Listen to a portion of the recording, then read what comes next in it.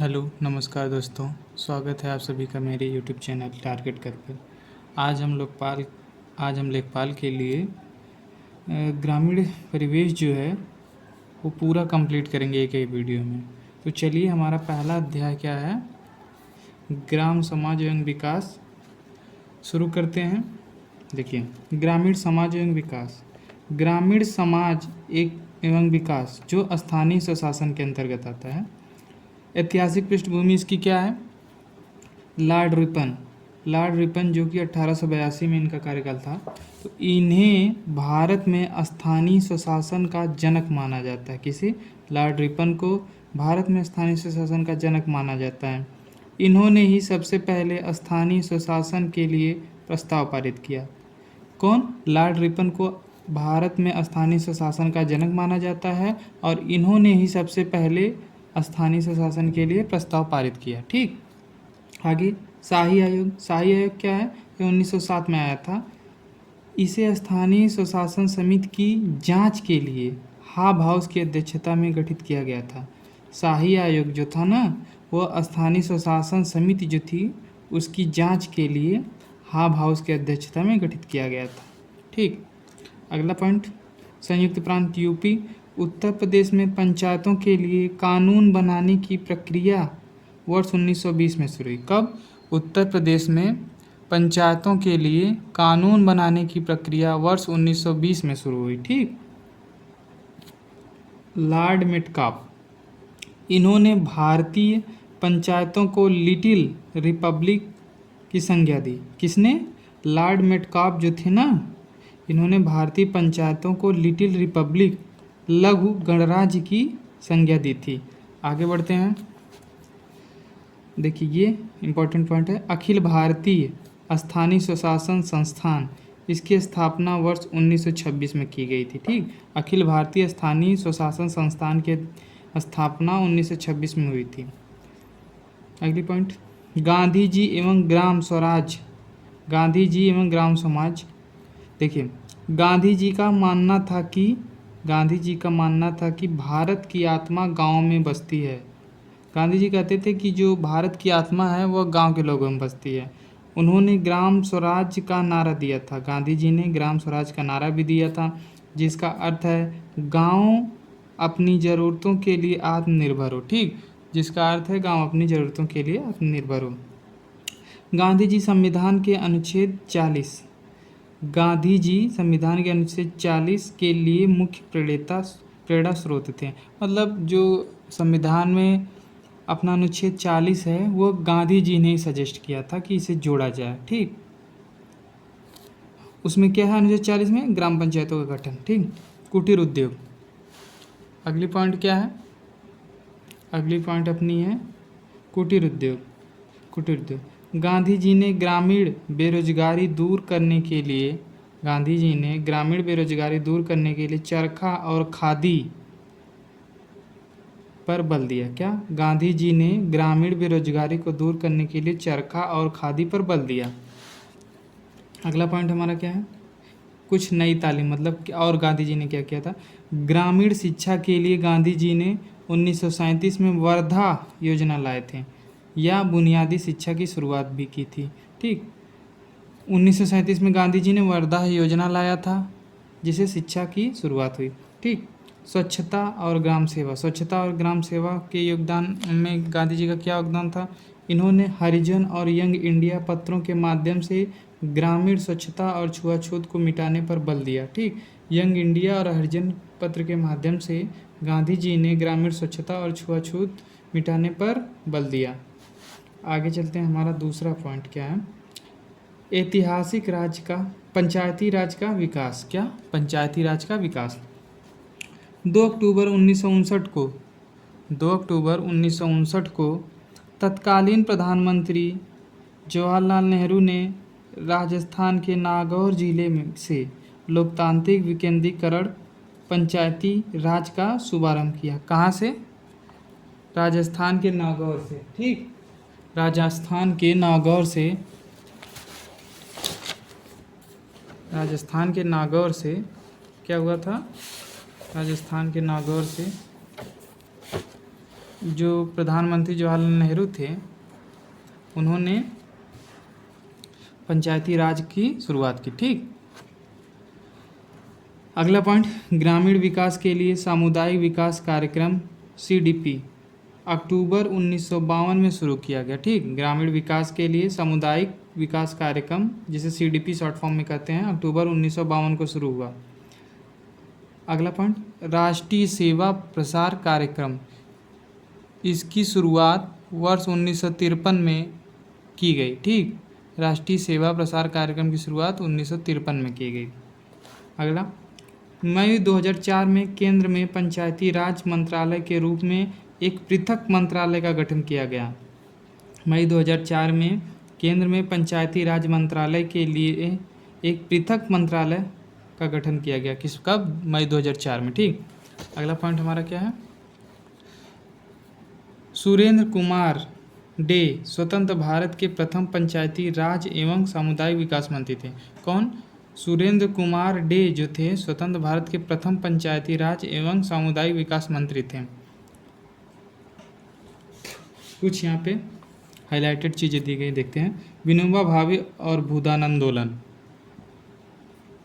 प्रारंभ में 18 अप्रैल 1951 को तेलंगाना, इस समय जो आंध्र प्रदेश है, के पोचमपल्ली, ठीक, उस समय आंध्र प्रदेश था, अब तेलंगाना है। ठीक, 18 अप्रैल 1951 को तेलंगाना के पोचमपल्ली गांव में हुई थी भूदान आंदोलन की शुरुआत। ठीक, इसका उद्देश्य था कि स्वैच्छिक भूमि सुधार, अमीरों से ज़मीन लेकर गरीबों और भूमिहीनों को देना, इसका प्रमुख उद्देश्य था।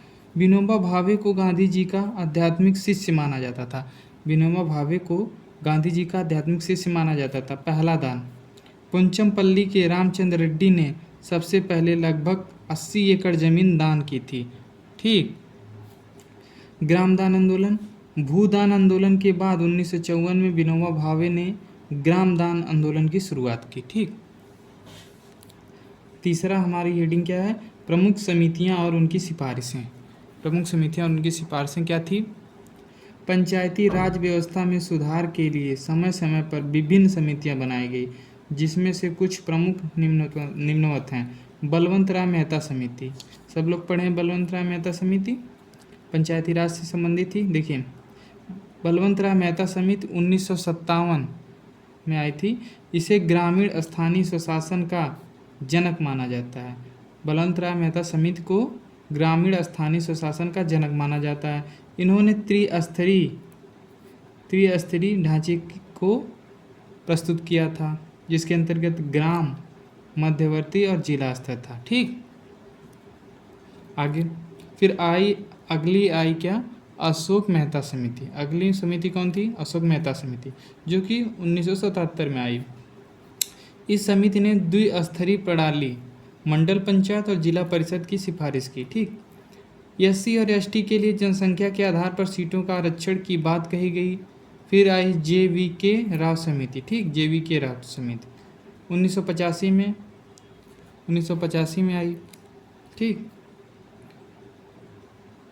प्रत्येक 5 वर्ष में चुनाव और जिला स्तर पर विकास परिषदों के गठन की संस्तुति की। मतलब ये समिति जो थी वह कह रही थी कि प्रत्येक 5 वर्ष में चुनाव और जिला स्तर पर विकास परिषदों का गठन किया जाएगा। ठीक, अगली हमारी क्या आई समिति, डॉक्टर लक्ष्मीमल सिंधवी समिति, जो कि 1986 में आती है। ठीक, पंचायतों को संवैधानिक दर्जा देने की वकालत की। यह कह रही थी कि पंचायतें जो इन्हें संवैधानिक दर्जा दिया जाए। ठीक, आगे PK थुंगन समिति, ये बहुत इंपॉर्टेंट है। PK थुंगन समिति वर्ष 1988 में आई। पंचायती राज को अधिक शक्तिशाली बनाने हेतु सुझाव दिए। इसमें पंचायती राज को अधिक शक्तिशाली बनाने के लिए सुझाव दिए गए। पंचायती राज का संवैधानिक दर्जा, चौथा क्या है, पंचायती राज को संवैधानिक दर्जा 73वें संविधान संशोधन द्वारा। ठीक, संशोधन 73वां संविधान संशोधन अधिनियम कब आया था? 1992 में।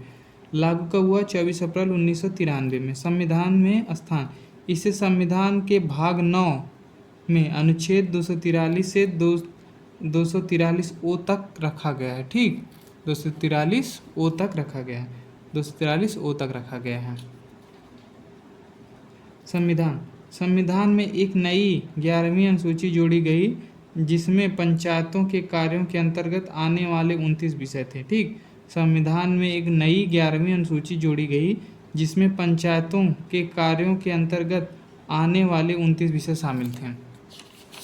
देखते हैं आगे, हम लोग चलते हैं, देखते हैं अगला पॉइंट हमारा क्या है। हमारा अगला पॉइंट है 74वां संविधान संशोधन। ठीक, 74वां संविधान संशोधन।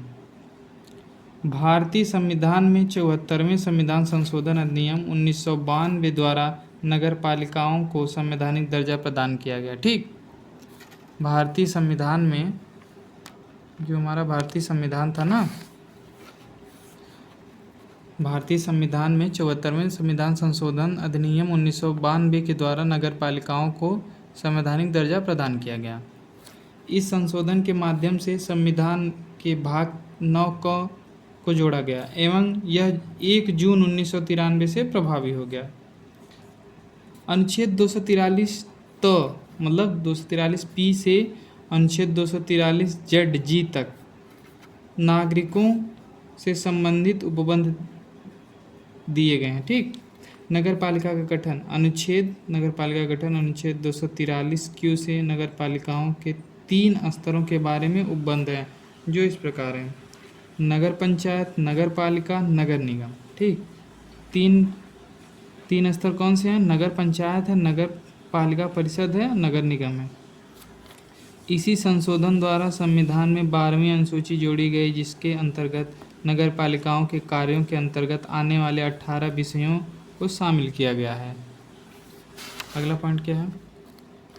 24 अप्रैल को राष्ट्रीय पंचायत दिवस के रूप में मनाया जाता है। बहुत इंपॉर्टेंट पॉइंट है, 24 अप्रैल को राष्ट्रीय पंचायत दिवस के रूप में मनाया जाता है। 5वां पॉइंट क्या है? ग्राम सभा और पंचायतों की कार्य प्रणाली। गठन अनुच्छेद 243 बी पंचायतों के गठन का प्रावधान। 243 बी में पंचायतों के गठन का प्रावधान दिया गया है। गठन अनुच्छेद 243 ए, यह 200 या उससे अधिक सदस्यों से मिलकर बनती है। ठीक, यह 200 या उससे अधिक सदस्यों से मिलकर बनती है। इसकी वर्ष में कम से कम 2 बैठकें होनी अनिवार्य हैं। गणपूर्ति न होने पर बैठकों का संचालन नहीं किया जाएगा। ठीक, गणपूर्ति न होने पर 1/10 होती ना, अगर ना हुए उतने सदस्य तो बैठक नहीं की जाएगी। पंचायत की संरचना अनुच्छेद 243 सी में है। भारत में पंचायती राज प्रणाली ग्राम, ब्लॉक एवं जिला स्तर पर होती है, जिसमें ग्राम स्तर पर ग्राम पंचायत, सरपंच, पंच, ब्लॉक स्तर पर पंचायत समिति और जिला स्तर पर जिला परिषद शामिल है।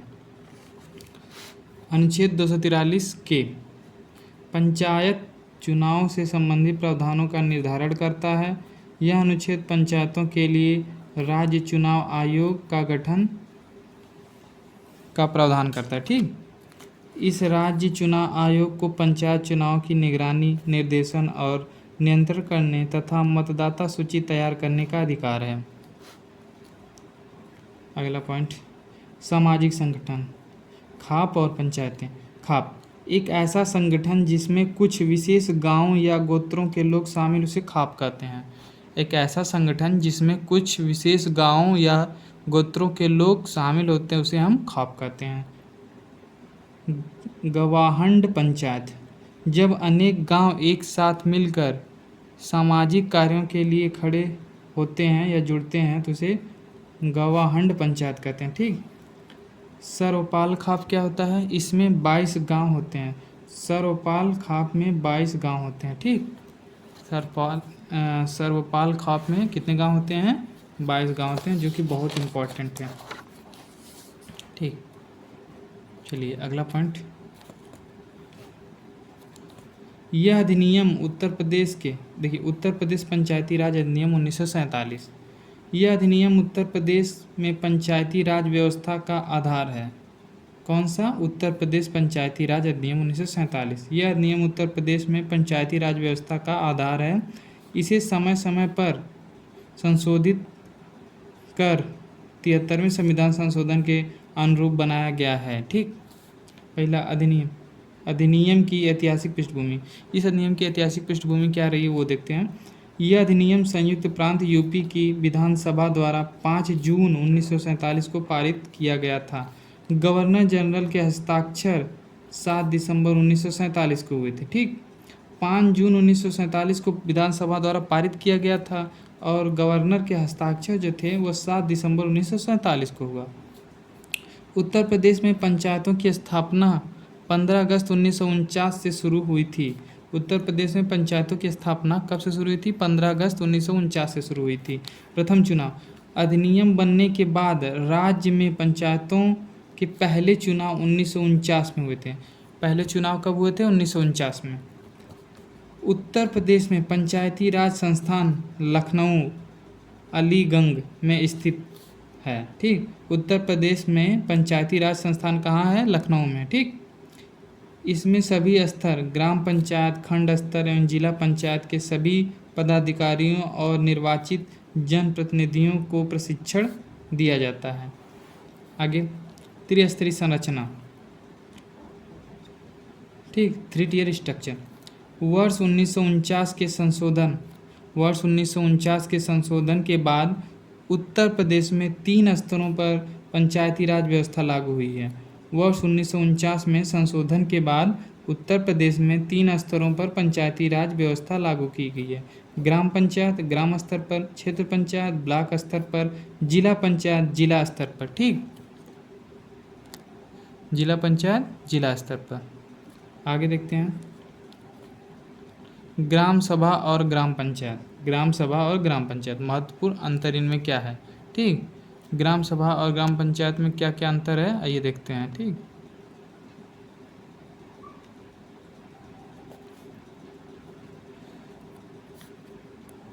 परिभाषा ग्राम सभा की और ग्राम पंचायत की।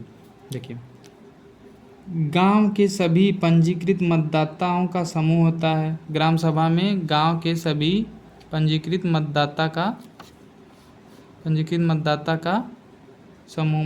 का समूह होता है। और ग्राम पंचायत में क्या होता है? ग्राम सभा द्वारा चुनी गई कार्यकारी संस्थाएं, ग्राम सभा द्वारा चुनी गई कार्यकारी संस्थाएं। ठीक, फिर सदस्यता, 18 वर्ष से ऊपर के सभी मतदाता इसके सदस्य हो सकते हैं। और प्रधान और चुने हुए वार्ड सदस्य होते हैं। ठीक, इसमें प्रधान और चुने हुए वार्ड इसके सदस्य होते हैं ग्राम पंचायत। बैठकें, वर्ष में कम से कम 2 खरीफ और रबी की फसल के बाद जरूर होनी चाहिए। इसमें प्रत्येक माह में कम से कम 1 बार तो अवश्य होनी चाहिए। ठीक, अध्यक्षता ग्राम प्रधान द्वारा, ये भी ग्राम प्रधान द्वारा ही अध्यक्षता की जाती है। अगला पॉइंट, ग्राम पंचायत का गठन और सदस्य संख्या। ग्राम पंचायत के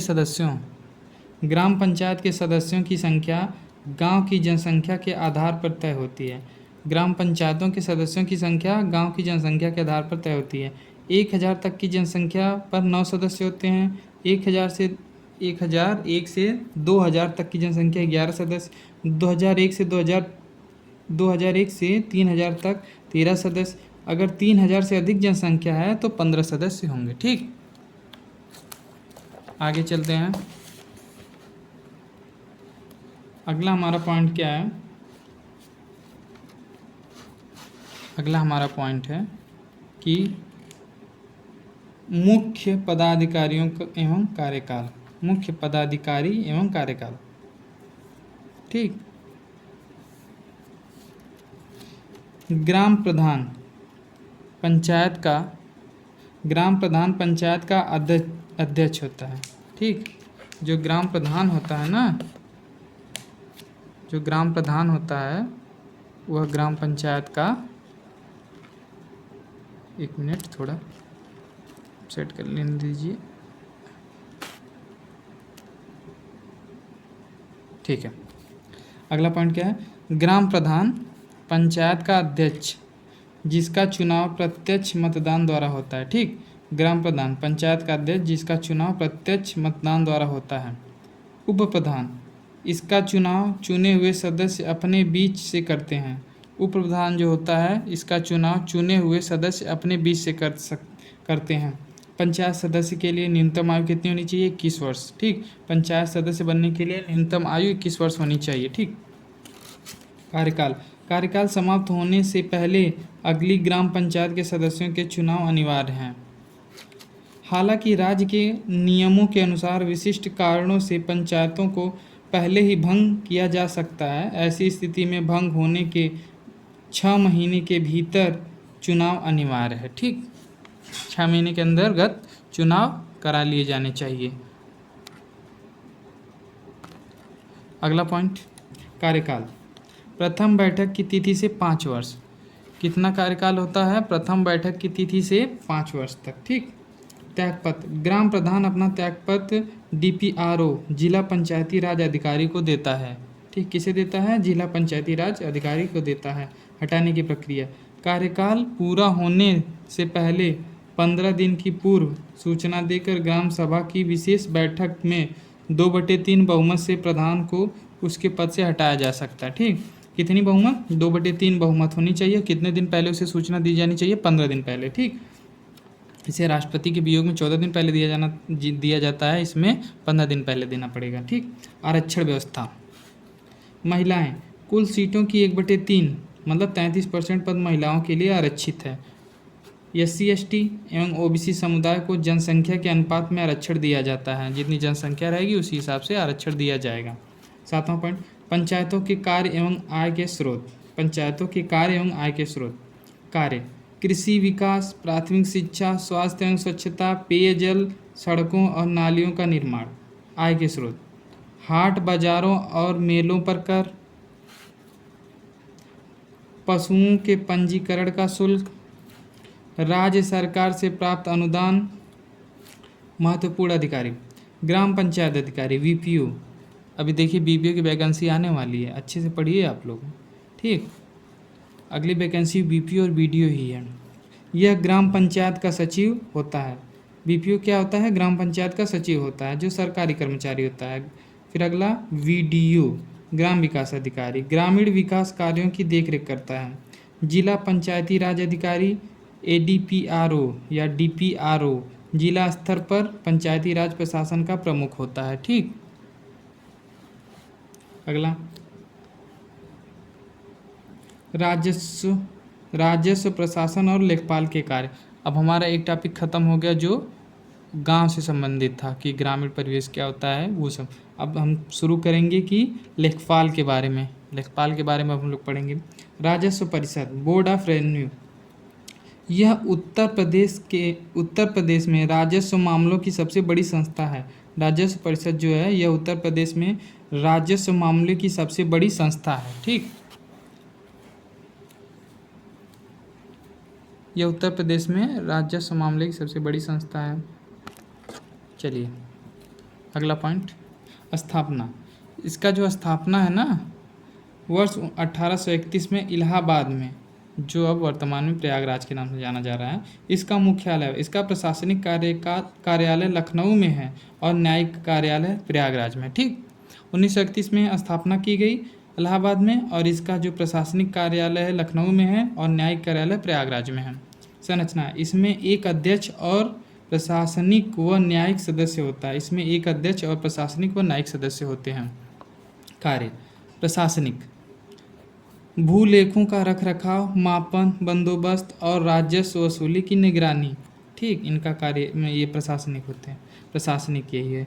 न्यायिक, जो न्यायिक होता है प्रशासनिक के अंतर्गत ये आते हैं।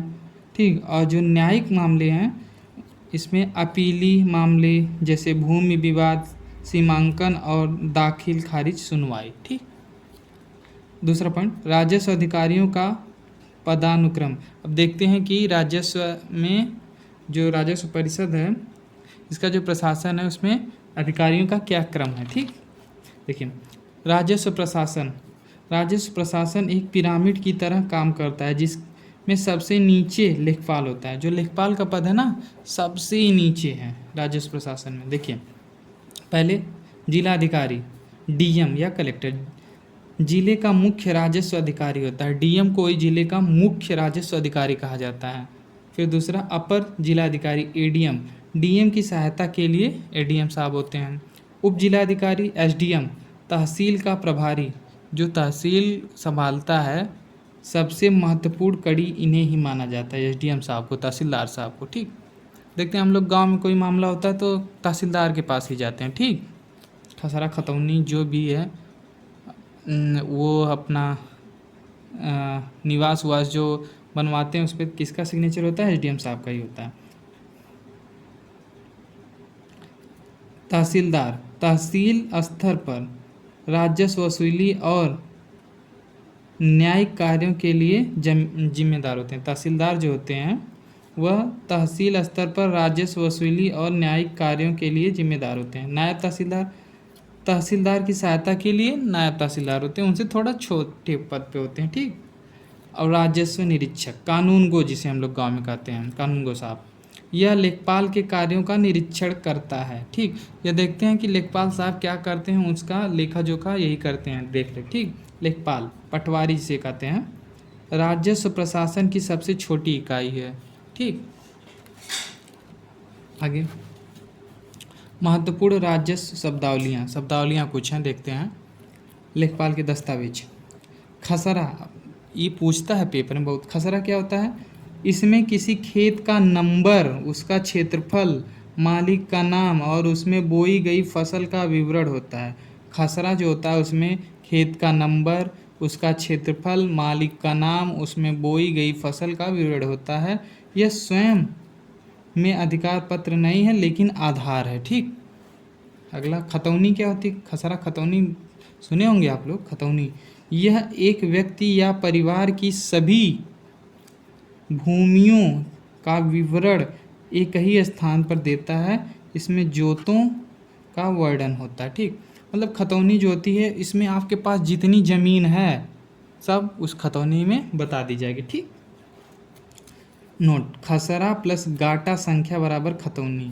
खतौनी जो बनती है ना, खसरा जो होता है प्लस कितने गाटा आप की खेत में कितने गाटे बनते हैं उसका जो सम होता है वही खतौनी होता है। भूलेख पोर्टल, भूलेख पोर्टल क्या है?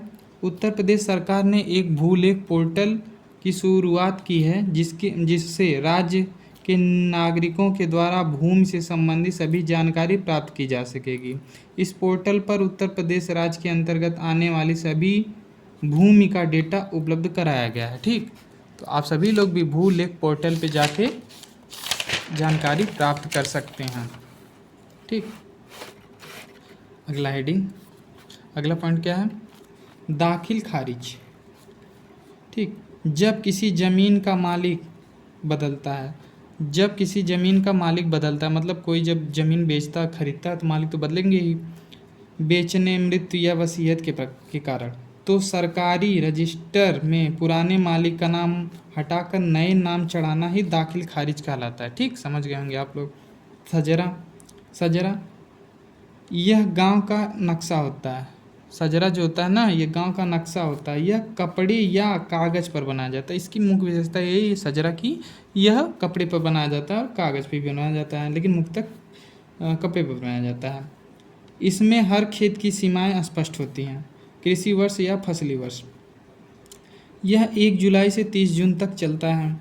दिनचर्या बही, लेखपाल अपने दैनिक कार्यों का विवरण जिस डायरी में लिखता है उसे दिनचर्या बही कहते हैं या डायरी कहते हैं। लेखपाल के प्रमुख कार्य एवं अधिकार, लेखपाल के पास बहुत सारी जिम्मेदारियां होती हैं। पड़ताल, लेखपाल साल में 3 बार खेतों का निरीक्षण करता है। लेखपाल साल में कब 3 बार निरीक्षण करता है। कब करता है? खरीफ पड़ताल 10 अगस्त से शुरू कर होती है, रबी पड़ताल 1 जनवरी से शुरू होती है, जायद पड़ताल 1 मई शुरू होती है। ठीक, मतलब धान की बुआई के समय में, गेहूँ बुआई के समय में, और जब ये अपना जायद वाला आता है, तरबूज खरबूज ककड़ी जब बोई जाती है। ठीक, तीनों सीजन में वो अपना जांच करेंगे, पड़ताल करेंगे। कागजात तैयार करना, अपने हल्के के खसरा और खतौनी को अपडेट रखना, मतलब इनका कार्य है कि जो भी कुछ परिवर्तन हो रहे हैं तो सारे अपडेट अपने खसरे खतौनी में करते रहेंगे लेखपाल साहब। आपदा रिपोर्ट, बाढ़, सूखा, ओलावृष्टि होने पर नुकसान की रिपोर्ट तैयार कर सरकार को भेजना ताकि किसानों को मुआवजा मिल सके। लेखपाल साहब का यह भी कार्य है कि अगर कोई प्राकृतिक आपदा आ गई, बाढ़, सूखा, ओलावृष्टि हो गई, तो इससे किसानों का नुकसान हो गया, तो उसका एक रिपोर्ट बनाएंगे और सरकार को भेजेंगे, ठीक, जिससे किसानों को मुआवजा मिल सके। देखिए इसमें बहुत कुछ लिखा है, लेकिन ये लेखपाल साहब करते थोड़ी हैं, ये किताबों में लिखा है। और पता चलता है कि लेखपाल साहब गांव में कभी आ गए 6-7 महीने में, तब आ गए, नहीं तो उनका पता भी नहीं चलता है। प्रमाण पत्र, आय, जाति और निवास प्रमाण पत्र की जांच कर रिपोर्ट लगाता है। ये पक्का करते हैं, ठीक, ये तो करते हैं, और इससे उन लोगों को थोड़ा कुछ मसाला भी मिल जाता है, खर्च बर्च, ठीक। आय, जाति और निवास प्रमाण पत्र की जांच कर रिपोर्ट लगाते हैं। सीमा विवाद, ये तो बहुत भैया हर गांव में ये मामला चलता है, सीमा विवाद, कोई किसी की मेड़ काट लेगा, ठीक, ये मामला तो बहुत चलता है गांव में। खेतों की मेड़ों या सीमाओं से संबंधित छोटे विवादों को सुलझाना, लेखपाल साहब भी सुलझाते हैं, ठीक। अगला पॉइंट, चकबंदी, ये देखिए राजस्व परिषद के अन्य महत्वपूर्ण अंग, चकबंदी आयुक्त, ठीक, चकबंदी आयुक्त जो खेतों चकों को इकट्ठा करने का काम देखता है, उसे चकबंदी आयुक्त कहते हैं। राहत आयुक्त दैवीय आपदाओं, बाढ़, अकाल के समय राहत कार्य देखता है, उसे राहत आयुक्त कहते हैं। निदेशक भूमि अध्यापति सरकारी कार्यों के लिए भूमि अधिग्रहण का काम देखता है, ठीक, भूमि अधिग्रहण जहाँ करना होगा वह कौन करेगा, निदेशक भूमि अध्यापति, ठीक। अगला, ये अब इम्पॉर्टेंट पॉइंट एकदम शुरू हो रहा है, भूमि मापन की इकाइयाँ। यहाँ से एक क्वेश्चन 100% आएगा एग्जाम में आपके। लंबाई मापने की छोटी इकाइयाँ, उत्तर प्रदेश में भूमि मापने के लिए अक्सर 5.5 हाथ या 90 इंच का एक लट्ठा प्रयोग किया जाता है, ठीक, लाठी समझते हैं ना गांव में, जो बांस की बनी होती है। देखिए कुछ इसमें इकाइयाँ दी गई हैं, मापक इकाइयाँ देखिए, एक उन्वासी बराबर 24.50 वर्ग इंच होता है, ठीक, एक उन्वासी बराबर 24.50 वर्ग इंच होता है। दूसरा, 20 उन्वासी बराबर एक कंचवासी होता है, 20 उन्वासी बराबर एक कंचवासी होता है। अब 20 कंचवासी बराबर एक विश्वांसी होता है, ठीक, 20 कंचवांसी बराबर एक विश्वांसी होता है, या एक वर्ग लट्ठा जिसे कहते हैं। 20 विश्वांसी बराबर एक बिस्वा होता है, ये बहुत इंपॉर्टेंट है, 20 विश्वांसी बराबर कितना होता है, एक बिस्वा होता है, ठीक, और 20 बिस्सा बराबर एक बीघा, ये तो सबको पता है। हम लोगों की तरफ जो यूपी का पूर्वी क्षेत्र है, आजमगढ़, ये जौनपुर, मऊ, इस सब में 20 बिस्सा बराबर एक बीघा होता है, ठीक ना, 20 बिस्सा बराबर एक बीघा। अगला पॉइंट क्या हमारा है, नोट, विश्वांसी को स्थानीय भाषा, विश्वांसी को 1 मिनट ब्लर कर रहा है थोड़ा, हाँ, विश्वांसी को स्थानीय भाषा में आमतौर पर धूर भी कहा जाता है, धूर कहा जाता है, क्या, धूर कहा जाता है, विशेषकर पूर्वी यूपी और बिहार सीमावर्ती राज्यों में, ठीक। बीघा, पक्का और कच्चा बीघा, बीघा कितना, पक्का और कच्चा बीघा होता है।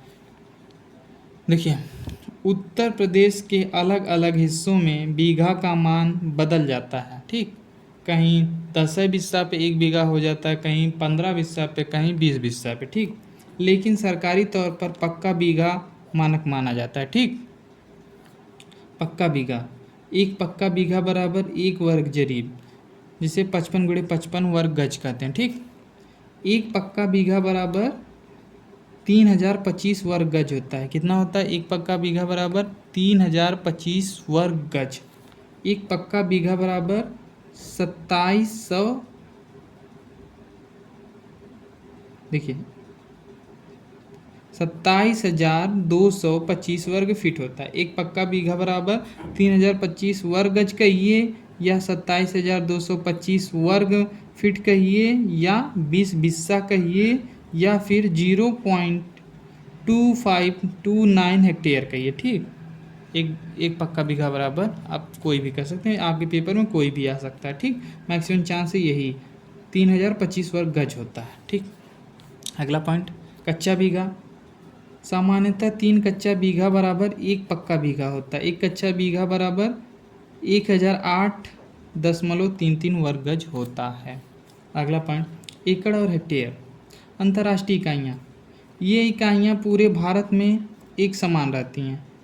ये इकाइयाँ पूरे भारत में एक समान रहती हैं और नक्शे या सरकारी रिकॉर्ड खतौनी में इनका उपयोग होता है। ठीक, देखिए एकड़, ये मतलब हर जगह सेम ही रहती हैं। एकड़, 1 एकड़ बराबर 48 से 40 वर्ग गज, बहुत इंपॉर्टेंट है, इसे याद कर लीजिए। 1 एकड़ बराबर 48 से 40 वर्ग गज। 1 एकड़ बराबर 43,000 इकाई सैकड़ा हज़ार 43,560 वर्ग फीट होता है। ठीक, 1 एकड़ बराबर 1.6 पक्का बीघा होता है।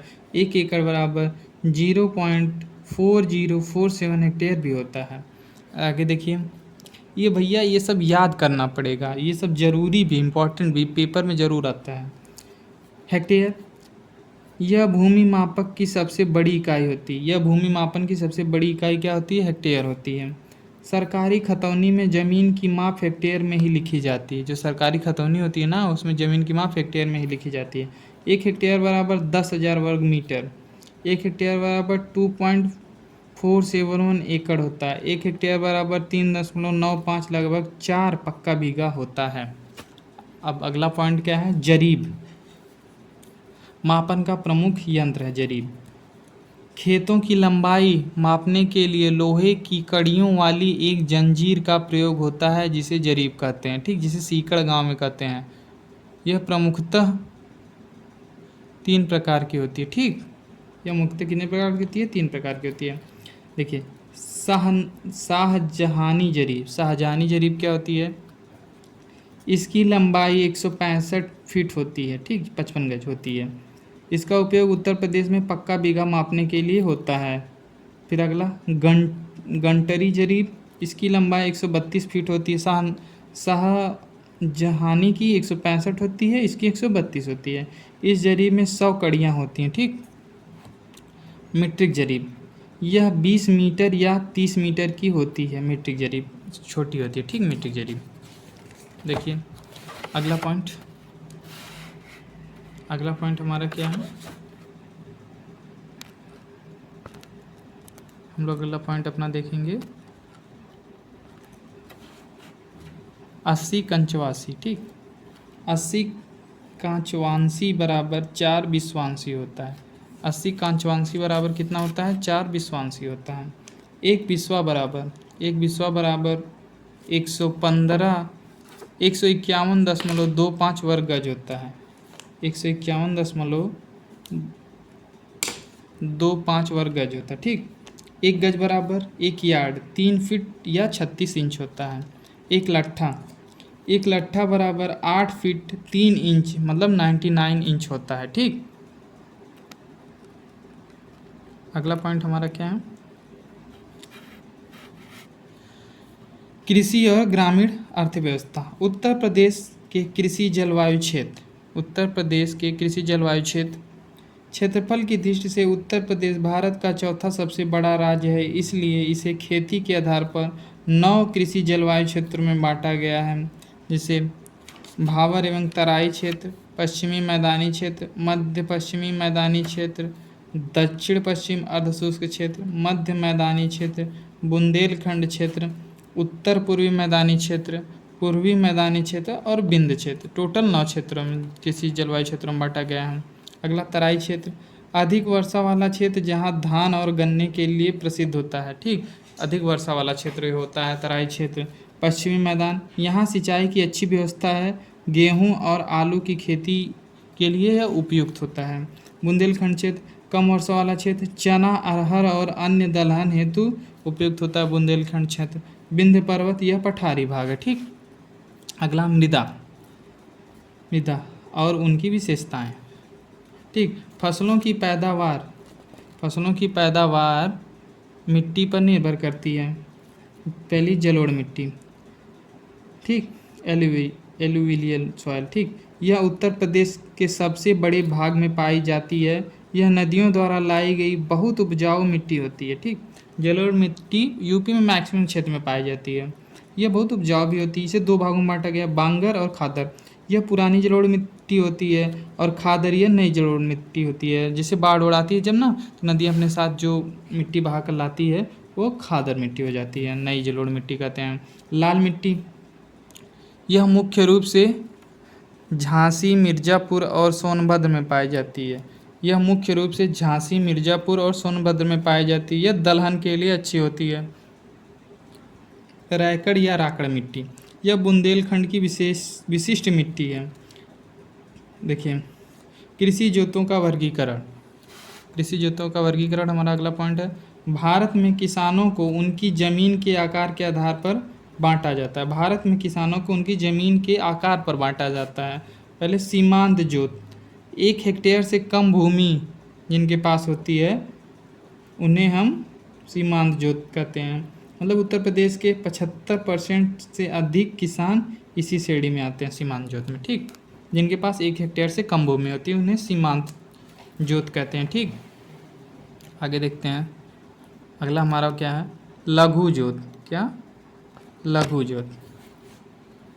लघु जोत 1 से 2 हेक्टेयर जिसके पास होता है उसे लघु जोत कहते हैं। ठीक, लघु मध्यस्थ जोत, 2 से 4 हेक्टेयर वालों को लघु मध्यस्थ जोत कहते हैं। मध्यस्थ जोत 4 से 10 हेक्टेयर वालों को मध्यस्थ जोत कहते हैं। वृहद जोत, जो 10 हेक्टेयर से अधिक भूमि जिनके पास होती है उसे वृहद जोत कहते हैं। ठीक, प्रमुख फसलें और उनकी उत्पादन क्षेत्र। आम, मलिहाबाद, लखनऊ में, सहारनपुर और बुंदेलखंड में। ठीक, बुलंदशहर, बुंदेलखंड नहीं सॉरी, बुलंदशहर में आम होता है। अगला पॉइंट हमारा क्या है?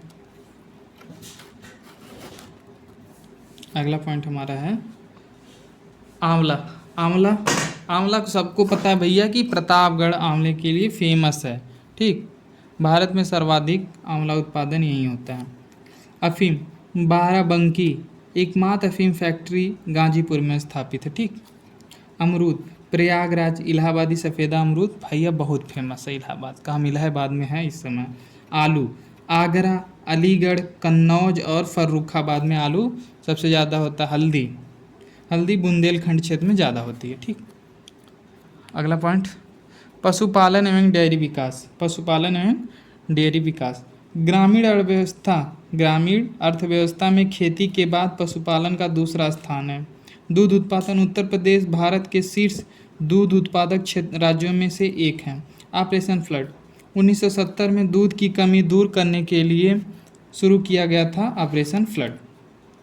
डॉक्टर वर्गीस कुरियन को ऑपरेशन फ्लड का जनक कहा जाता है। पशुगणना, यह प्रत्येक 5 वर्ष में होता है।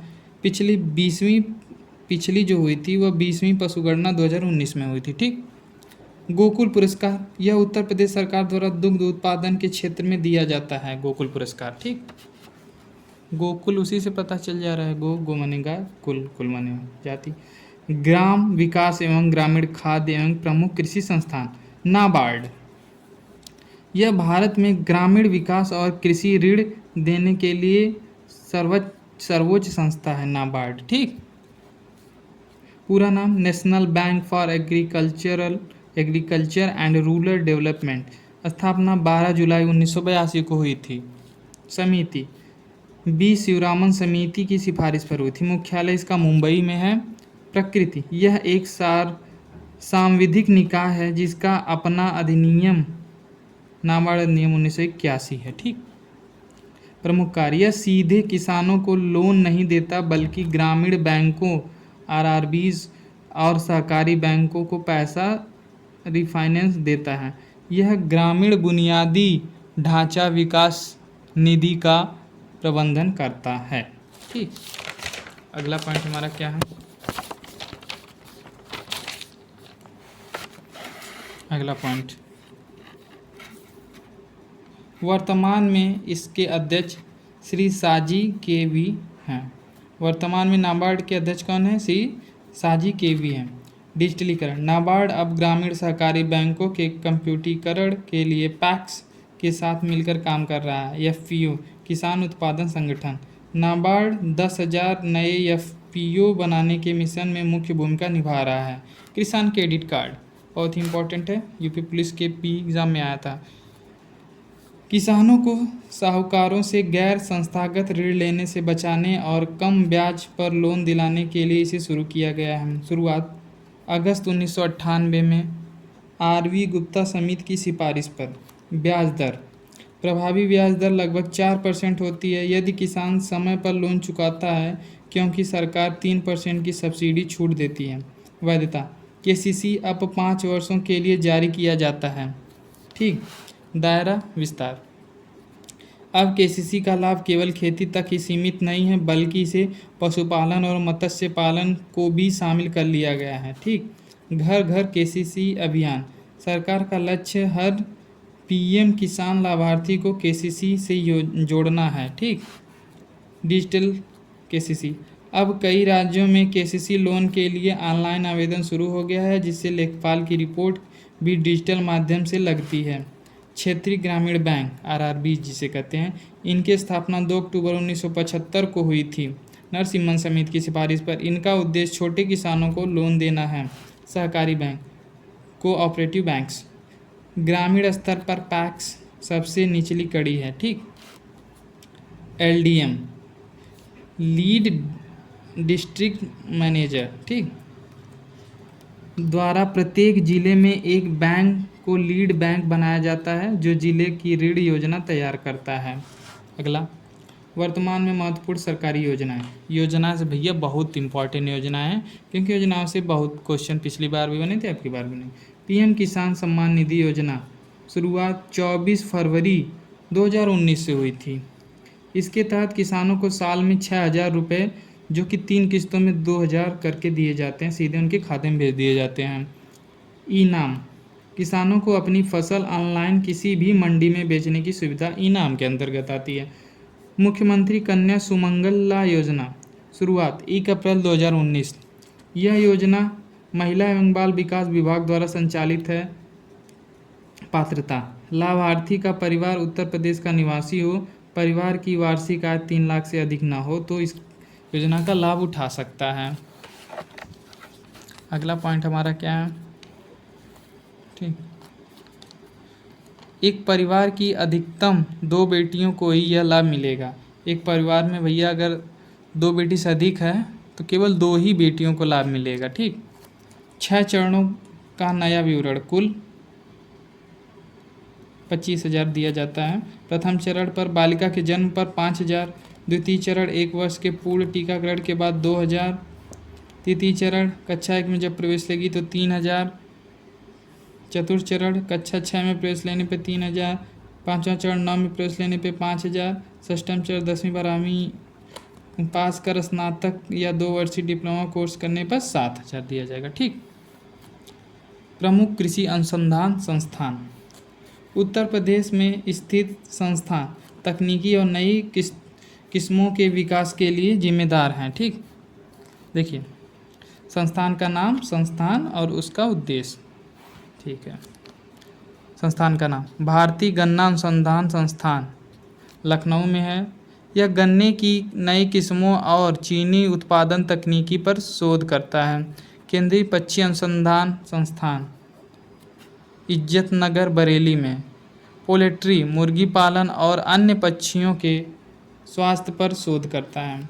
भारतीय चारागाह एवं चारा अनुसंधान संस्थान झांसी में बुंदेलखंड क्षेत्र में चारे की समस्या को दूर करने हेतु वर्ष 1962 में स्थापित किया गया था। केंद्रीय उपोष्ण बागवानी संस्थान लखनऊ में है।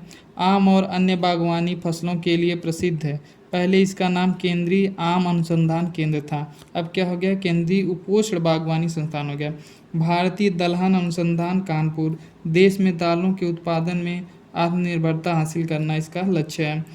भारतीय सब्जी अनुसंधान संस्थान वाराणसी सब्जियों की उन्नत किस्मों के विकास के लिए यह बनाया गया है। ठीक। अगला पॉइंट एक जनपद एक उत्पाद ओडीओपी। ठीक। ओडीओपी का उद्देश्य स्थानीय कौशल को ब्रांड बनाना है।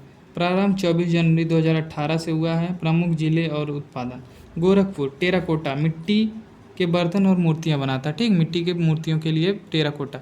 सिद्धार्थनगर काला नमक चावल, इसे बुद्ध का महाप्रसाद भी कहते हैं। ठीक। आजमगढ़ काली मिट्टी की बर्तन के लिए ब्लैक पॉटरी के लिए, ठीक। मुरादाबाद पीतल के बर्तन के लिए, पीतल नगरी से कहते हैं। अमरोहा ढोलक वाद्य यंत्र जो है। प्रतापगढ़ आंवला के लिए, ठीक। प्रतापगढ़ क्या आंवला के लिए फेमस है। अगला अगला हमारा क्या है, अगला अपना है हाल ही में वाराणसी जो पान है, हाल ही में जो वाराणसी पान है ना भैया, वाराणसी पान को ही हाल ही में वाराणसी में बनारसी पान और लंगड़ा आम को जीआई टैग दिया गया है, ठीक। वाराणसी पान और लंगड़ा आम को जीआई टैग दिया गया है। यह केंद्र स्वामित्व योजना, यह केंद्र सरकार की योजना है जिसे उत्तर प्रदेश में मिशन मोड पर चलाया जा रहा है। यह केंद्र सरकार की योजना है जिसे उत्तर प्रदेश में मिशन मोड पर चलाया जा रहा है। इसकी शुरुआत 14 अप्रैल 2021 को राष्ट्रव्यापी स्तर पर प्रारंभ हुआ। इससे पहले योजना को पायलट प्रोजेक्ट वर्ष 2020-21 में 9 राज्यों में सफलतापूर्वक पूरा किया जा चुका है। तकनीकी माध्यम, ड्रोन आधारित सर्वे, इसमें ड्रोन आधारित सर्वे किए जाएंगे। तकनीकी माध्यम ड्रोन आधारित सर्वे। दस्तावेज, गांव में आबादी की ज़मीन का कोई पुख्ता कागज़ नहीं होता था, अब उन्हें प्रॉपर्टी कार्ड या घरौनी दी जाएगी, ठीक। राजस्व महत्व क्या है, लेखपाल की भूमिका, इसमें ड्रोन सर्वे के दौरान चूना मार्किंग और आपत्तियों के निस्तारण में सबसे महत्वपूर्ण है। टारगेट, उत्तर प्रदेश के सभी 1 लाख से अधिक गांवों का कवर करना, ठीक। एक्सप्रेसवे प्रदेश, उत्तर प्रदेश अब एक्सप्रेसवे के मामले में देश का नेतृत्व कर रहा है। संचालित, यमुना एक्सप्रेसवे 165 किलोमीटर है जो कि नोएडा से आगरा तक है। आगरा लखनऊ एक्सप्रेस 302 किलोमीटर है। पूर्वांचल एक्सप्रेस जो कि सबसे लंबा है 341 किलोमीटर है, गाजीपुर से लखनऊ। यह यूपी का सबसे लंबा संचालित एक्सप्रेसवे है। अभी इस पे एयर शो भी हुआ है सुल्तानपुर में। बुंदेलखंड एक्सप्रेसवे 296 किलोमीटर, चित्रकूट से इटावा तक। निर्माणाधीन भी अभी कुछ हैं, जैसे कि गंगा एक्सप्रेसवे 594 किमी, यह सबसे लंबा हो जाएगा जब बन जाएगा। मेरठ से प्रयागराज, यह पूर्ण होने पर उत्तर प्रदेश का सबसे लंबा एक्सप्रेसवे होगा, ठीक। कृषि सांख्यिकी, गन्ना एवं चीनी, उत्तर प्रदेश गन्ने के क्षेत्रफल और उत्पादन दोनों में प्रथम है। नया डेटा, उत्तर प्रदेश में चीनी उत्पादन में महाराष्ट्र को पीछे छोड़ते हुए पुनः प्रथम स्थान प्राप्त किया है। दूध उत्पादन, भारत विश्व में कुल दुग्ध उत्पादन का 24% दुग्ध उत्पादित करता है। उत्तर प्रदेश का हिस्सा 15% है। 24% में 15% यूपी से ही होता है। वर्तमान में राजस्थान और यूपी के मध्य पहले स्थान के लिए कड़ी टक्कर रहती है। खाद्यान्न, कुल खाद्यान्न उत्पादन गेहूं, गन्ना, आलू में उत्तर प्रदेश का हिस्सा 18 से 19% है, ठीक। मिशन शक्ति, पहले चरण की शुरुआत 17 अक्टूबर 2020 से 3 अक्टूबर 2024 से इसका 5वां चरण प्रारंभ किया गया है मिशन शक्ति का, ठीक। अगला पॉइंट क्या है, अगला पॉइंट है 3 स्तंभ, सुरक्षा, सम्मान और स्वावलंबन, ठीक। 3 स्तंभ क्या है, सुरक्षा, सम्मान और स्वावलंबन। शक्ति दीदी, प्रत्येक गांव पंचायत में एक महिला पुलिसकर्मी और महिला स्वयं सहायता समूह की सदस्य को शक्ति दीदी के रूप में पहचान दी गई है ताकि महिलाएं बिना झिझक अपनी बात कह सकें।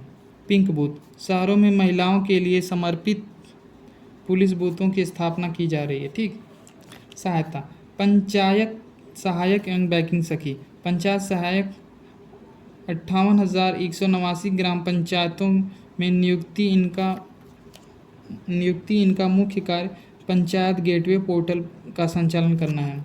बीसी सखी, बैंकिंग करेस्पोंडेंट सखी, गांव में बैंकिंग सुविधा पहुंचाने के लिए महिलाओं को ट्रेनिंग दी गई है जिससे डोर स्टेप बैंकिंग संभव हुई है, ठीक। अगला पॉइंट हमारा क्या, अगली हेडिंग ग्राम विकास और भूमि सुधार। देखिए कितना बचा है, ज़्यादा नहीं बचा है, बस यही 2 पेज बचा है, एक कंप्लीट हो जाएगा। मुश्किल से आपका 10 से 15 मिनट लगेगा। ग्राम विकास और भूमि सुधार। उत्तर प्रदेश जमींदारी उन्मूलन एवं भूमि सुधार अधिनियम, ठीक, 1950 में आया था। यह स्वतंत्र भारत का सबसे क्रांतिकारी भूमि सुधार कानून माना जाता है। पारित होने की तिथि 16 जनवरी 1951 को राष्ट्रपति की मंजूरी मिली थी। लागू होने की तिथि 1 जुलाई 1952 से पूरे उत्तर प्रदेश में लागू हो गया था। मुख्य उद्देश्य बिचौलियों का अंत करना था। ठीक, खेती करने वाले काश्तकारों को मालिकाना हक देना था। बहुस्तरीय पट्टेदारी व्यवस्था को खत्म कर सरल भूमि अधिकार लागू करना। प्रमुख प्रावधान: जमींदारों को उनकी जमीन का मुआवजा दिया गया। सीर और खुदकाश्त जैसी व्यवस्थाएं खत्म हो गईं। ठीक, ग्राम सभा और भूमि प्रबंधक समिति का गठन किया गया ताकि गांवों की सार्वजनिक भूमि का प्रबंधन हो सके। दूसरा पॉइंट, उत्तर प्रदेश जोत चकबंदी अधिनियम 1953। ठीक, जब किसानों के खेत छोटे छोटे टुकड़ों में दूर बिखरे होते हैं तो खेती करना कठिन हो जाता है। इन बिखरे हुए खेतों को एक स्थान पर इकट्ठा करना चकबंदी कहते हैं। सब लोगों ने सुना है चकबंदी की, हमारे खेती की चकबंदी हुए वाली भैया। ठीक, तो मतलब जो आपके छोटे छोटे खेत कई जगह 1 बीसा 2 बीसा 3 बीसा ऐसे कई जगह रहते हैं, तो फिर उसे ही जब आते हैं लेखपाल साहब तो उसे चकबंदी के माध्यम से सब एक ही जगह पे कर देते हैं। ठीक, इससे फ़ायदे भी हैं, नुकसान भी। कई लोगों के खेत बहुत दूर चले मिलते हैं, कई लोगों के उनके घर के सामने ही मिल जाते हैं। अधिनियम वर्ष 1953 में बना है। प्रारंभ वर्ष 1954 में उत्तर प्रदेश के मुजफ्फरनगर कैराना तहसील से हुआ है और सुल्तानपुर के मुसाफिर खाना तहसील से प्रयोगात्मक रूप से शुरू हुआ था। ठीक, अगला पॉइंट हमारा क्या है, देखिए। इसकी सफलता के बाद वर्ष 1958 में इसे पूरे प्रदेश में लागू कर दिया गया। चकबंदी के प्रकार: ऐच्छिक चकबंदी, अनिवार्य चकबंदी। किसान अपनी मर्जी से खेत बदलते हैं। ऐच्छिक चकबंदी में अनिवार्य चकबंदी सरकार कानून द्वारा खेतों को इकट्ठा करे। उत्तर प्रदेश में यही लागू है। ठीक, चकबंदी के अधिकारी: चकबंदी लेखपाल, सबसे निचली इकाई जो पैमाइश करता है उसे चकबंदी लेखपाल कहते हैं। चकबंदी करता लेखपाल के कार्य की जांच करता है। सहायक चकबंदी अधिकारी एसीयू प्रारंभिक प्रस्ताव बनाता है। चकबंदी अधिकारी सीयू विवादों का निपटारा करता है। जिला उप संचालक चकबंदी डीडीसी जिले का मुख्य चकबंदी अधिकारी एडीएम रैंक का होता है। ठीक, तीसरा पॉइंट, उत्तर प्रदेश अधिकतम जोत सीमा आरोपण अधिनियम। ठीक, कब आया था? 1960। इस कानून का उद्देश्य भूमि का असमान वितरण रोकना था, यानी एक व्यक्ति के पास बहुत ज़्यादा जमीन ना हो। ठीक, उद्देश्य बड़े भूस्वामियों के अतिरिक्त भूमि लेकर भूमिहीन किसानों में बांटना ही इसका लक्ष्य था। सीमा वर्ष 1973 में संशोधन के बाद एक परिवार, पति पत्नी और 3 बच्चे के लिए 18 एकड़ 7.30 हेक्टेयर सिंचित भूमि की अधिकतम सीमा तय की गई है। ठीक, उससे ज़्यादा नहीं हो सकती। अतिरिक्त भूमि सीमा से अधिक जमीन सीलिंग की भूमि घोषित कर ग्राम सभा में निहित कर दी जाती थी। चकबंदी प्रक्रिया के प्रमुख चरण: विज्ञप्ति धारा 4(1) और धारा 4(2) के तहत गांव में चकबंदी शुरू होने की घोषणा। पड़ताल चकबंदी लेखपाल गांव में हर खेत का नक्शा और रिकॉर्ड चेक करता था।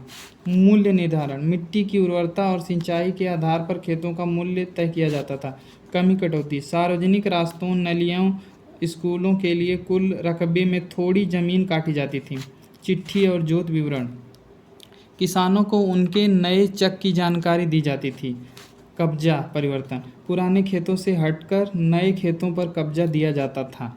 ठीक, अगला पॉइंट, ग्राम विकास योजनाएं एवं प्रबंधन। ग्राम विकास प्रबंधन रूरल डेवलपमेंट मैनेजमेंट का अर्थ है ग्रामीण क्षेत्रों के लिए बनाई गई योजनाओं को सही तरीके से लागू करना, उनके बजट का प्रबंधन करना और यह सुनिश्चित करना कि काम ईमानदारी से हुआ है कि नहीं। ठीक, अगला पॉइंट हमारा क्या है? अगला पॉइंट, इसमें DRDA प्रशासनिक संस्था और सोशल ऑडिट जनता द्वारा निगरानी 2 सबसे महत्वपूर्ण स्तंभ हैं। जिला ग्रामीण विकास एजेंसी। ठीक, डिस्ट्रिक्ट रूरल डेवलपमेंट एजेंसी यह जिला स्तर पर ग्राम विकास कार्यक्रम के नियोजन, कार्यान्वयन और निगरानी के लिए जिम्मेदार मुख्य संस्थान है। इसकी शुरुआत वर्ष 1980 में की गई थी। यह एक पंजीकृत संस्था है के रूप में कार्य करती है। ठीक, सोसाइटी रजिस्ट्रेशन एक्ट की तरह। संरचना, इसमें अध्यक्ष जिले का जिलाधिकारी डीएम इसका पदेन अध्यक्ष होता है। शासी निकाय, इसमें सांसद, विधायक, जिला पंचायत अध्यक्ष और बैंक अधिकारी शामिल होते हैं। मुख्य अधिशासी, इसका प्रशासनिक प्रमुख एक परियोजना निदेशक होता है। ठीक, जिसे पीडी प्रोजेक्ट डायरेक्टर कहते हैं। मुख्य कार्य, धन का प्रबंधन, केंद्र और राज्य सरकार से आने वाले विकास फंड को विकास खंड और ग्राम पंचायत स्तर तक पहुंचाता। ठीक, पहुंचाना इसका कार्य होता है। समन्वय, विभिन्न विभागों, कृषि, सिंचाई, स्वास्थ्य और बैंकों के बीच तालमेल बिठाना ताकि योजनाओं का लाभ अंतिम व्यक्ति तक पहुंचे।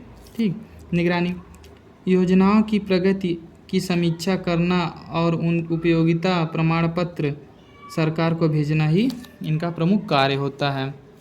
अगला, वर्तमान स्थिति। हाल के वर्षों में कई राज्यों में डीआरडीए का विलय जिला पंचायतों में कर दिया गया है ताकि प्रशासनिक जटिलता कम हो सके। सोशल ऑडिट, सोशल ऑडिट क्या है? सोशल ऑडिट का अर्थ है योजनाओं का लेखा जोखा सरकारी अधिकारियों के बजाय स्वयं उन लोगों द्वारा जांचना जिन्हें उसका लाभ मिलता है। ठीक, कानूनी आधार, मनरेगा की धारा 17 के तहत सोशल ऑडिट को अनिवार्य बनाया गया है। प्रक्रिया, ग्राम सभा की भूमिका, सोशल ऑडिट मुख्य रूप से ग्राम सभा के माध्यम से किया जाता है। दस्तावेज की जांच, मास्टर रोल, हाजिरी रजिस्टर, बिल वाउचर और किए गए काम की भौतिक माप को जनता के सामने पढ़कर सुनाया जाता है दस्तावेज की जांच में के अंतर्गत। ठीक, अगला पॉइंट क्या है?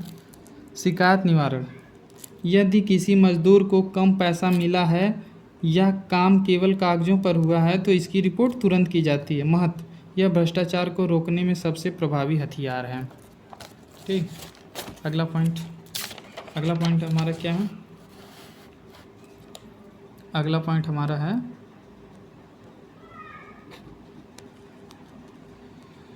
देखिए, इसमें प्रशासन में पारदर्शिता और जवाबदेही आती है।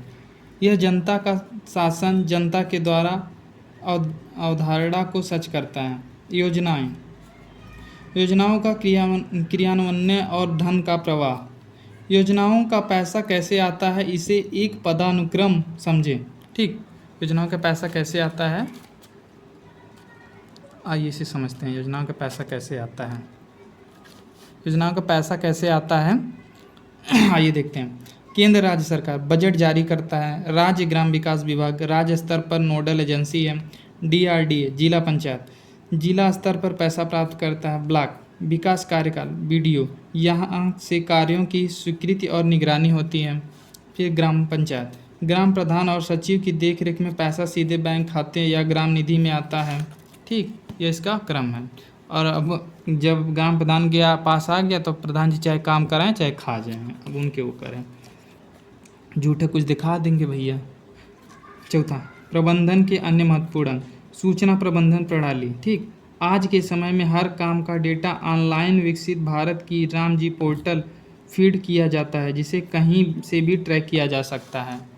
ठीक, आगे जियो टैगिंग, भ्रष्टाचार रोकने के लिए अब काम की फ़ोटो खींचकर सैटेलाइट अपलोड करना अनिवार्य है। ठीक, जैसे प्रधानमंत्री आवास विकसित भारत जी राम जी ठीक के कुएं। ग्राम निगरानी समिति, गांव के स्तर पर कुछ जागरूक नागरिकों की समिति बनाई जाती है जो चल रहे कामों पर नज़र रखती है। ग्रामीण सामाजिक विकास को समझना इसलिए ज़रूरी है क्योंकि गांव का प्रशासन केवल कागजों से नहीं बल्कि वहां के शासन समाज द्वारा किया जाता, समाज, जाति और परिवार की समझ से चलता है। ग्रामीण परिवार, संयुक्त परिवार और उसके बदलाव, भारतीय ग्रामीण समाज की मूल इकाई संयुक्त परिवार रही है। ठीक, क्या संयुक्त परिवार ही रही है। अगला पॉइंट, विशेषता। इसमें 3 या अधिक पीढ़ियों के लोग एक साथ रहते हैं, एक ही रसोई बना रहता है और संपत्ति पर सबका साझा अधिकार रहता है। परिवार का सबसे बुजुर्ग पुरुष कर्ता कहलाता है। बदलाव। बदलाव बदलाव क्या है? विघटन। रोजगार और शिक्षा के लिए शहरों की ओर पलायन के कारण संयुक्त परिवार अब एकाकी परिवार में बदल रहे हैं। व्यक्तिवाद। पहले सामूहिक हित सर्वोपरि था, अब व्यक्तिगत स्वतंत्रता और निर्णय को महत्व दिया जा रहा है। महिलाओं की स्थिति। शिक्षा और जागरूकता के कारण ग्रामीण परिवार में महिलाओं की निर्णय लेने की क्षमता बढ़ी है। ठीक, अगला पॉइंट क्या है?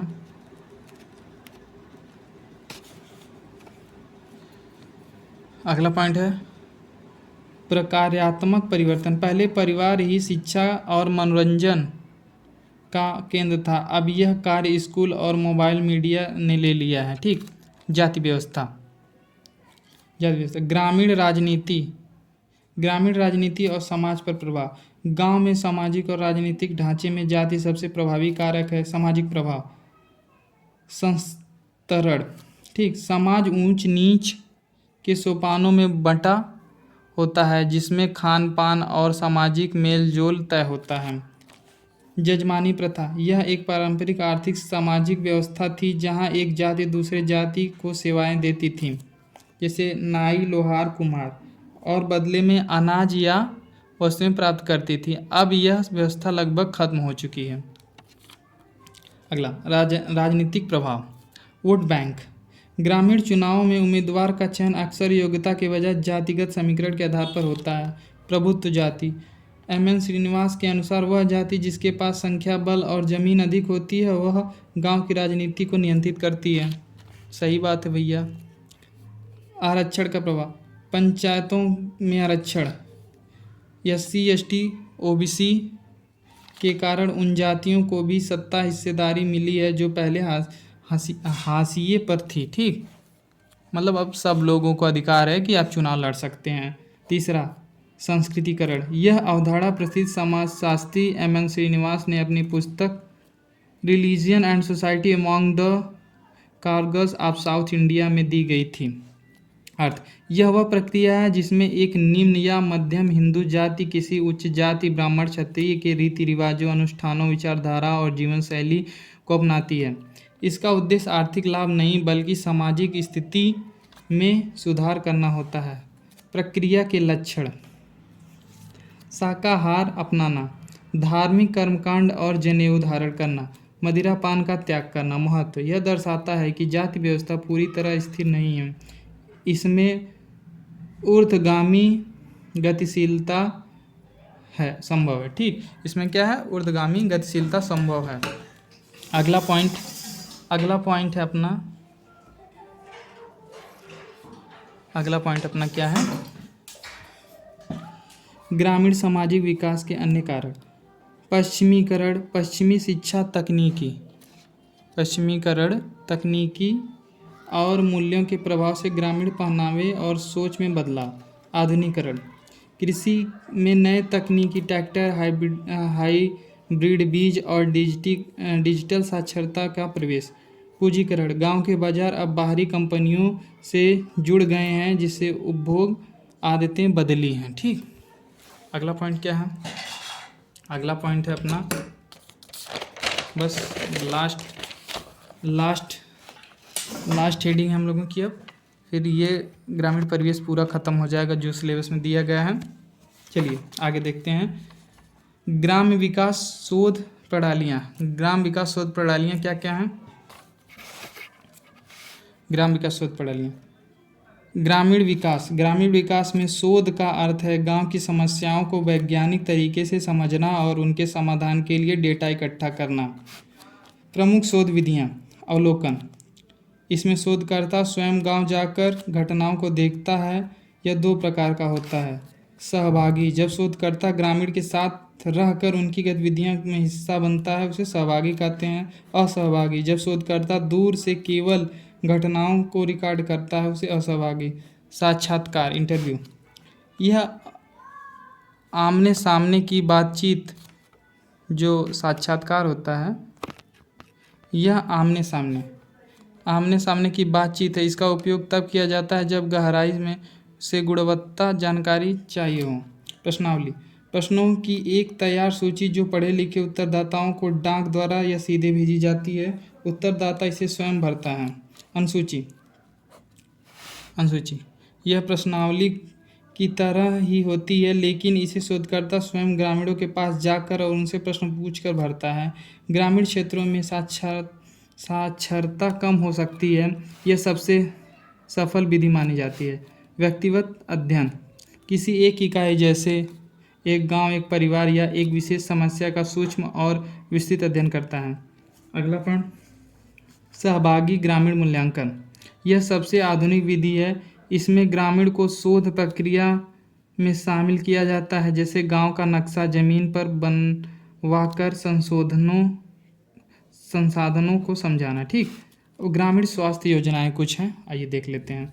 भारत में ग्रामीण स्वास्थ्य का ढांचा त्रिस्तरीय है, जो राष्ट्रीय ग्रामीण स्वास्थ्य मिशन 2005 के तहत संचालित होता है।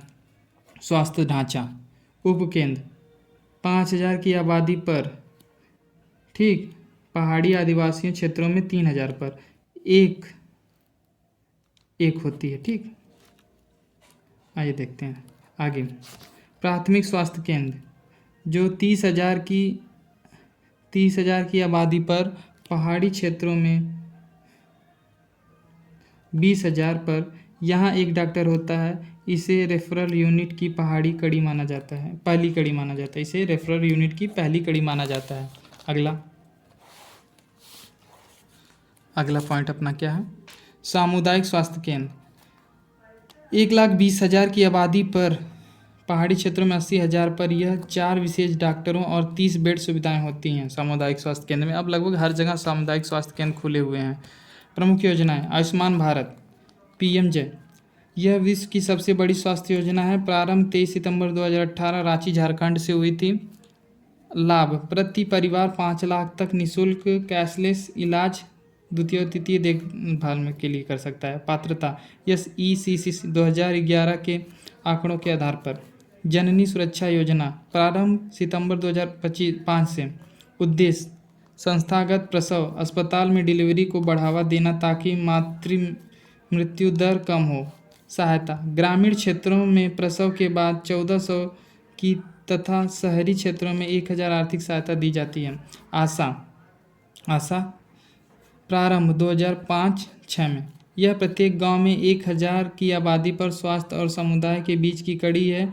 यह NRHM की सबसे बड़ी सफलता है। मिशन इंद्रधनुष, प्रारंभ दिसंबर 2014 में। उद्देश्य, पूर्ण टीकाकरण। इसमें 12 से अधिक बीमारियों से बचाव के लिए टीके लगाए जाते हैं। वर्तमान में सघन मिशन इंद्रधनुष 5.0 संचालित किए जा रहे हैं। प्रधानमंत्री मातृ वंदना योजना, प्रारंभ 1 जनवरी 2017 से हुई है। गर्भवती महिलाओं को पहले जीवित बच्चे के लिए 5,000, अब संशोधित नियमों के अनुसार 6,000 तक की आर्थिक मदद दी जा रही है।